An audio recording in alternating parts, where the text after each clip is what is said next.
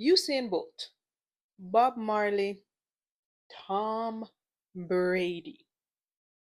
You know what they all have in common? Greatness. And the second I hear that, or maybe you hear that, you think of all the accomplishments they've done. You think of Usain winning the race. You think of, Bolt, just crossing that finish line. You think of Michael Jordan just dunking. You think of Tom Brady throwing that spiral that just See, we see the greatness. But here is the part we never actually think about. Or at least me. Maybe it's just me. We never actually see the work, the actual hours, the repetition, the stress, the parts that nobody ever films. We never actually see what it is that is going on behind the scenes that really allows us to understand what it has cost for these people to be great. And today, I am asking that question. I am asking that question because I want to know, what does it actually cost to be great? Let's talk about it.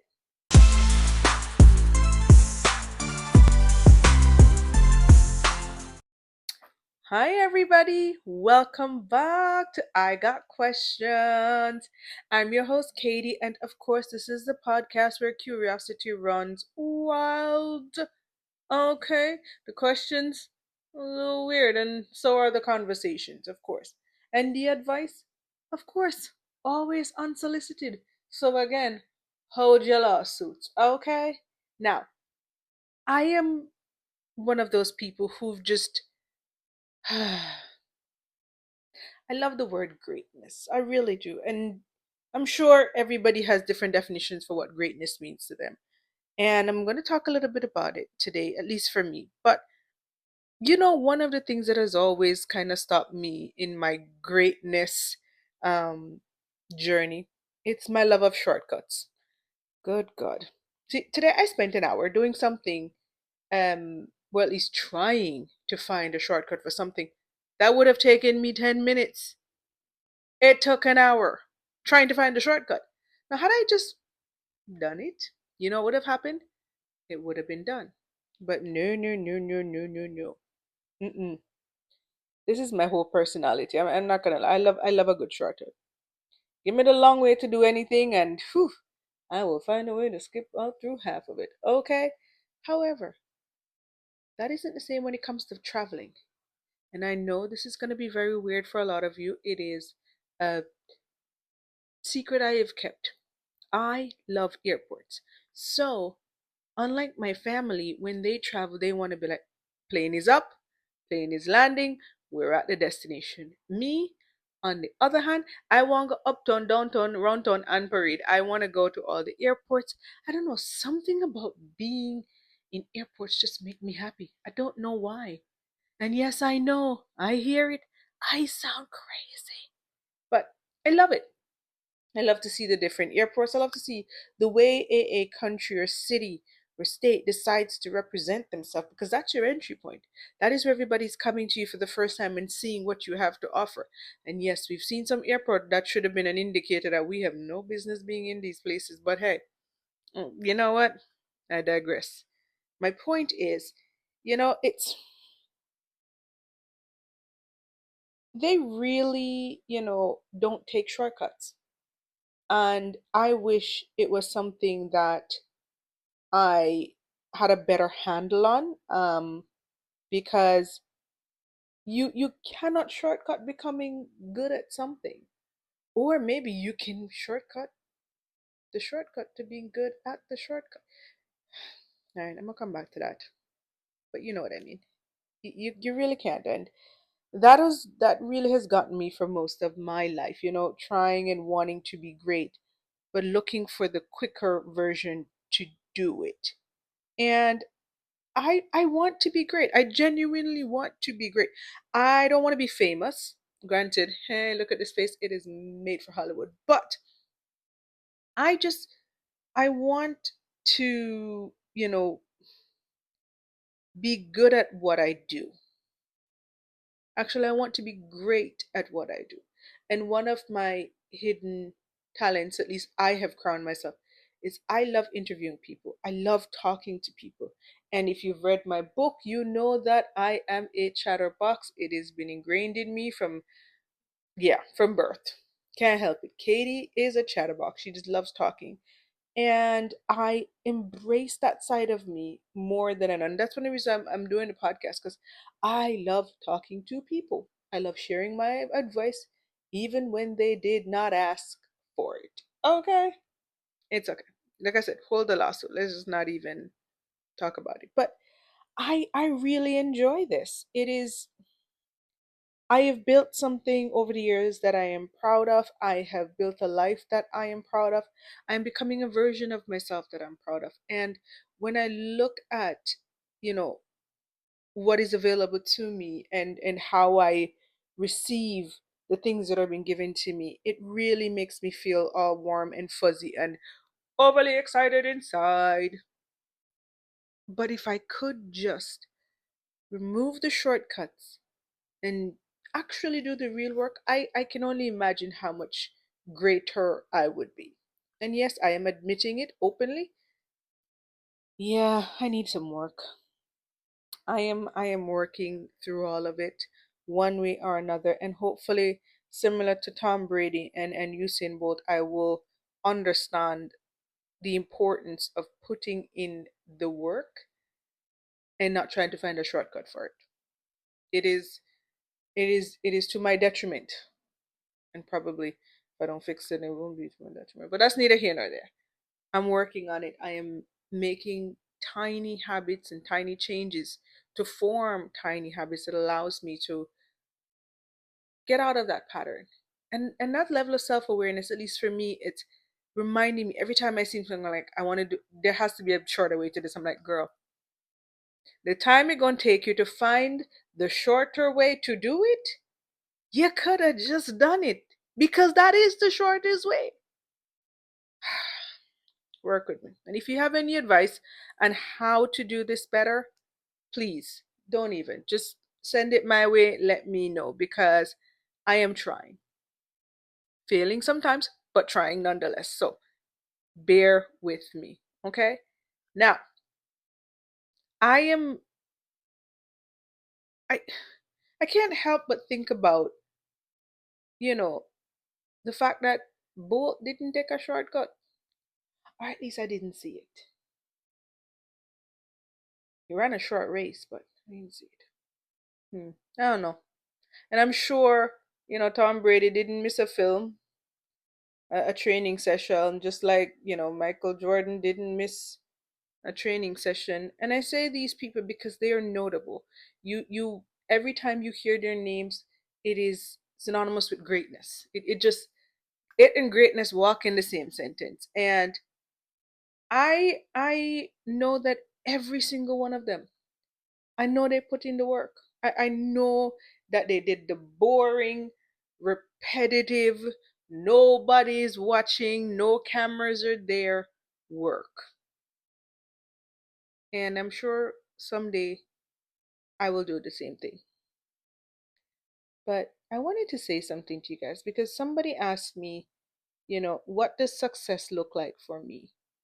And I'm not going to lie, I froze, because I genuinely didn't know. I still don't fully know what that does. See, I have checked off a lot of goals, big ones, but I couldn't tell you if that means or feels like success. Maybe to some people it does, maybe because like a lot of other people, we're so deep in actually doing the work that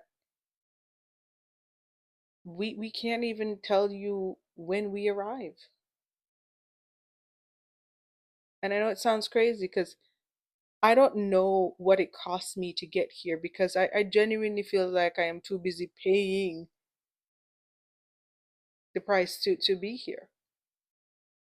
There are a lot of things I've looked at over my life where I'm like, yep, paid the price for that. Now, what is that actual price? Couldn't tell you. But you just know it. You just, somewhere inside of you, you just know that you are paying for this.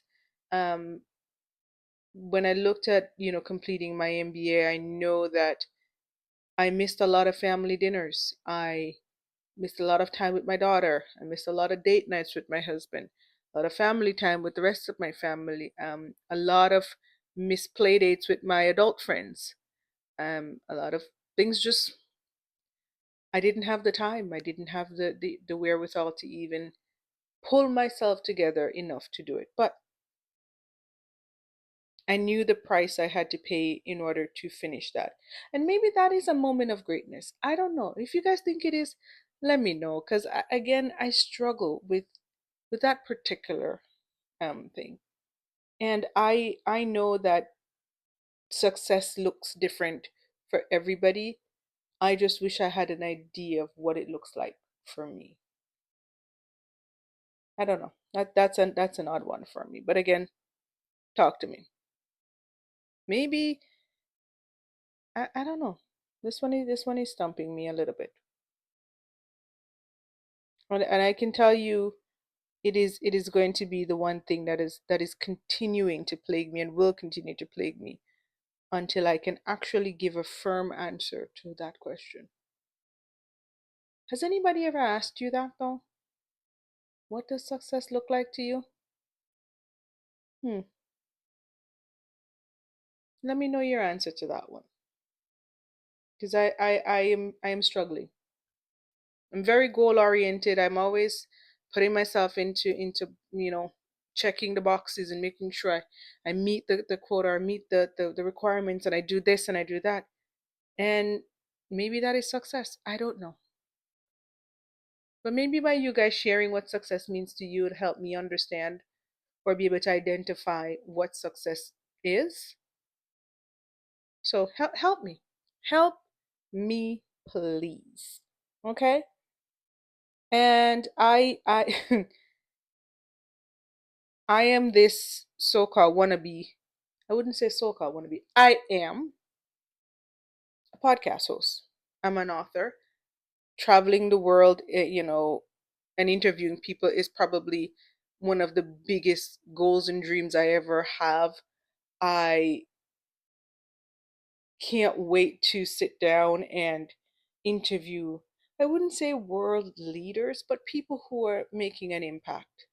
And it doesn't have to be on a universal scale. It could be my friend Leah, who I absolutely love and adore, and she's doing something that is actually going to make an impact.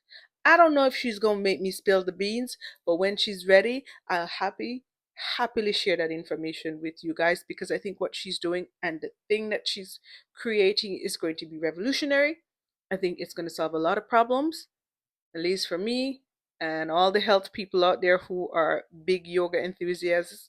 Enthusi You know the word I'm trying to say, so just go with me here. But again, another person I look at who is really embodying greatness. She sees something and she goes for it. She has that fire in her that makes you go, "Oh yeah, she's definitely bound for greatness."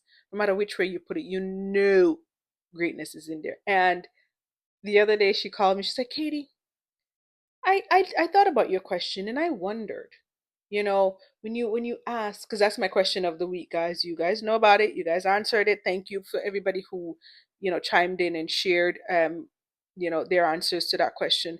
And the question was, what would you give up in order to be the version of yourself that you want to be? And she challenged me. She's like, Katie, are you sure that's how you want to ask that question? Because the version of me that I gave up is the version that allowed me to be the person I am. And I'm like, well, yes, that is great. But think of what else you could give up to be another version of yourself. And I explained to her that for me, I need to stop procrastinating because I know how much better I would be if I just stopped. But I procrastinated on doing the thing I needed to do to stop the procrast. You see where I'm going. You see where I'm going with this. But again, I look around me and I am surrounded by people who are great, and I can identify it when I see them. The same way when you look up these people's names, you can identify their greatness. I just struggle with identifying it in myself. I know that sounds just wild, but you know, that's where I'm at. So again, share with me. But with that being said, of course, it is time for no stupid questions.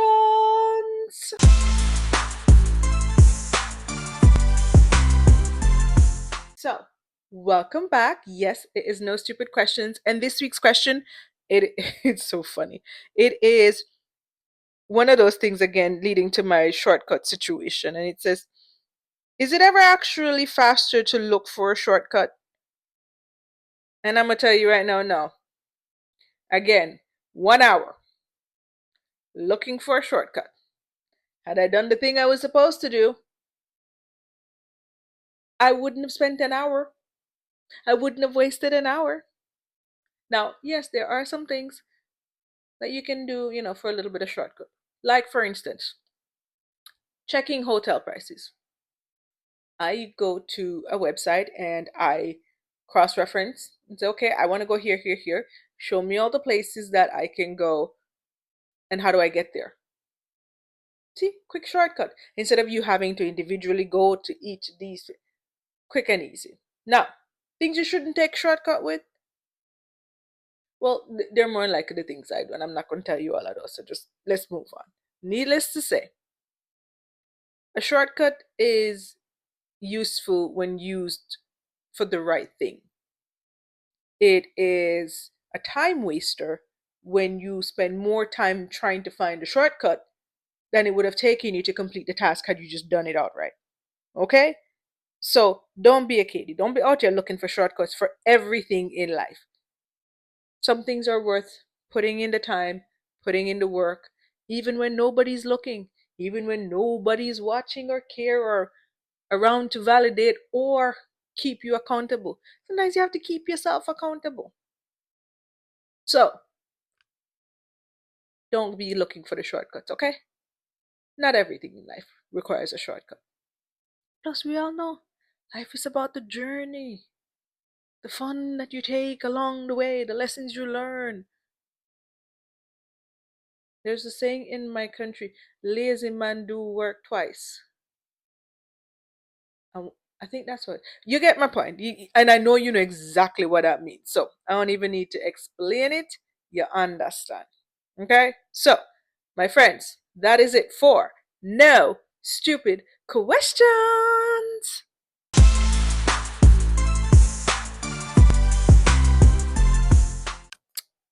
So yeah, I have just I have just been in this state of trying to understand truly not only what does success look like, but what does it actually cost to be great?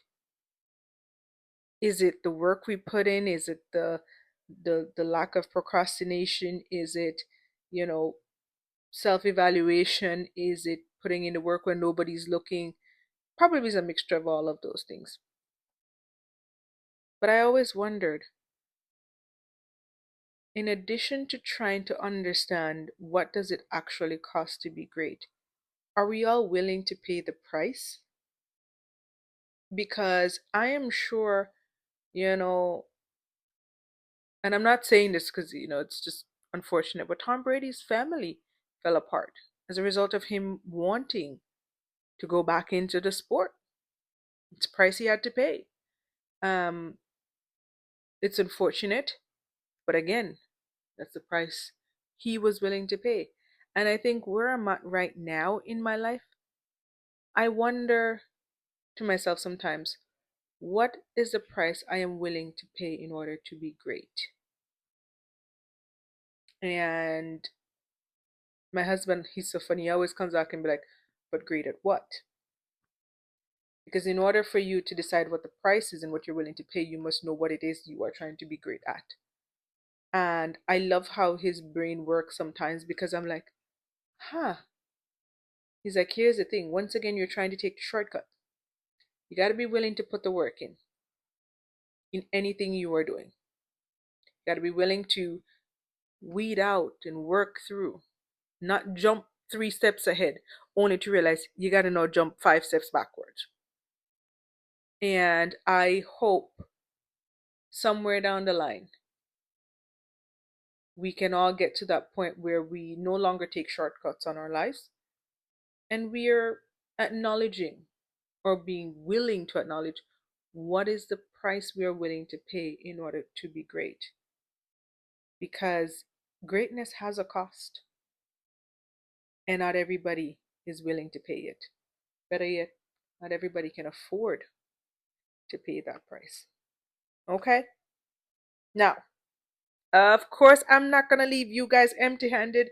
No, no, no, no, no, because this week's question, and yes, I see you.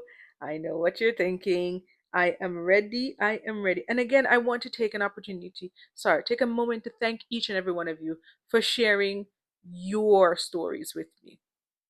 You know, last week when I asked, somebody said, I am willing to give up lying. And that threw me off. I was like, I'm sorry, what?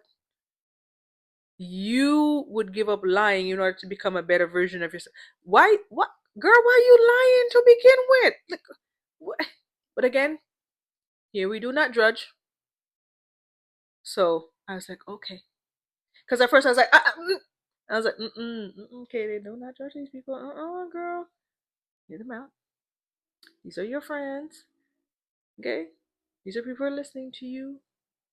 They're not coming to you like Dr. Phil for you to give them life changing advice and all of that. Cheer them up. And so I appreciated that. Said, I stopped lying. Now, she didn't say lying to whom? It was a whole nother story because I hope she wasn't lying to me. But, needless to say.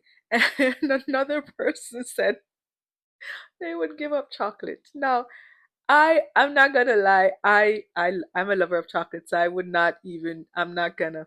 Chocolate and coffee, which interesting enough, I've reduced my coffee intake, but I haven't given it up. And a good glass of wine. I I can't. I'm not. I don't know what giving those things up would make me or who to make me, but I can tell you somebody you ain't gonna like. Cause who child? Those are my lifeline. Those are my important things. Those, yeah, I go to war for them things. Yep, without question or cost, I will go to war. So make note. And again, thank you guys for sharing. I love hearing the things that you guys would be willing to just let go of, because somewhere deep down you know that that thing affects you one way or another and makes you a different version of yourself. So go ahead, keep making those changes. Don't be giving up everything just because. Okay, if it makes you happy, hang on to it. The line, you gotta let that go, and you know who you are. You gotta let that go. I don't know what's going on. And if you feel like the version that you are is a version of yourself that allowed you to let go of those things, and that's why you are the way you are, I love that for you. I absolutely love that for you. But think of something else that could make you even better. And when I say make you even better, it doesn't mean anything is wrong with you. Don't get me wrong. It does not mean anything is wrong with you. Okay? It's not what I'm saying. I'm just saying, think about it. What would you be willing to give up to be a better version of yourself? All right. Now, for this week's question, oh, yeah, because I need your help with this one. This week's question, I definitely need you guys to just come full throttle. Don't even hold back. Just let me know. Let me know. Okay. And that is, what does success actually look like to you? I don't told y'all I am told y'all I'm just out here just struggling, trying to figure it out one way or another. And maybe somewhere in there, one day when I'm interviewing Barack Obama, I'll be like, oh my God, I'm successful. Or one day when I take a company from $2 million to $5 million revenue, I'll feel successful. I don't know. I don't know. Still working on that. But I want to hear from you guys because, like I said, success looks different for everybody. And maybe I am successful and I just don't realize it or I'm able to identify it. So share with me, what does success look like to you? Okay? Thank you very much, ladies and gentlemen. Again, don't forget to like, subscribe, hit the share button, tell a friend. And as always, if you want to talk to me, you can get in the DMs. You can get me at I Got Questions. It's on WhatsApp, it's on Instagram, it's on TikTok, it's on YouTube, it's on Podbeam. Oh, child. The way you guys can connect with me is just unreal. Unreal. And of course, email I Got Questions. Hello. Dash Katie. No, sorry, it's Dash KT.